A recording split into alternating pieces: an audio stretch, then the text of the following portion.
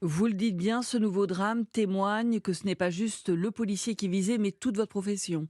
C'est toute notre profession et en plus d'être visés, nous sommes visés, pour de l'activité, de lutte, de la délinquance, mais une lutte ordinaire, j'ai envie de vous dire. Et ce danger-là qui aujourd'hui nous guette au coin de rue pour de vulgaires délinquants, pour protéger, peut-être des petits larcins qui sont capables d'en venir à abattre un policier, c'est totalement inacceptable et ça pose effectivement quand même une grande question sur, l'efficacité, de la chaîne pénale, on en parlera, mais au-delà de la montée de la violence qui se répand dans la société et dont nous sommes le rempart. Et il faut nous permettre de rester ce rempart au bénéfice de la population.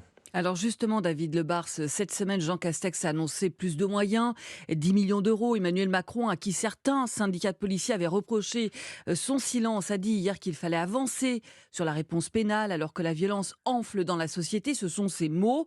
Vous partagez ce constat. C'est ce que vous allez dire demain soir lors du rendez-vous avec notamment le Premier ministre à Matignon. En ce qui me concerne, je serai très précis, mais avant la réponse pénale, vous savez, il faut que la chaîne pénale fonctionne. Et la chaîne pénale, la police nationale en est un des maillons.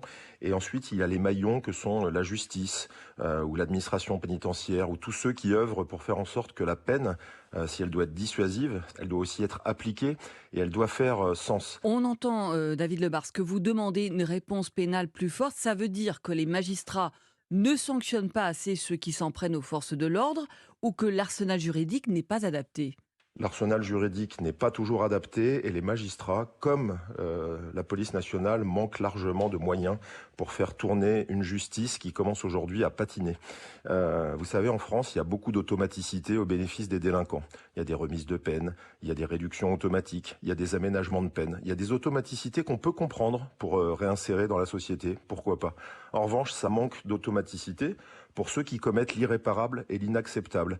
Il faut parler de sévérité. Et ensuite, il faut donner les moyens à un magistrat. Vous savez, un magistrat du parquet, si dans une journée, il n'a que 10 places de comparution immédiate et qu'il a 200 gardes à vue à traiter sur le département dans lequel il travaille, eh bien, il est déjà contraint en début de journée à faire une garde triage. Et ça implique que cette garde triage, eh bien, on renvoie des gens chez eux qui sont convoqués trop tard, beaucoup trop tard, et il y a un sentiment d'inefficacité ou de chaîne pénale qui ne fonctionne pas. Et puis aussi, on doit cesser tous les débats qui consisteraient à dire que le temps est long, tout ça risque de prendre du temps. Justement, les décisions courageuses qui risquent de prendre du temps doivent être actées aujourd'hui parce que le temps, on en a déjà beaucoup perdu. Il faut tout de suite prendre acte, décider et mettre en œuvre des réformes essentielles. Je pense notamment à la réforme du code de procédure pénale, des mesures de simplification pour permettre aux enquêteurs de travailler plus vite, de travailler mieux, tout ça au bénéfice des victimes, quel que soit le quinquennat suivant.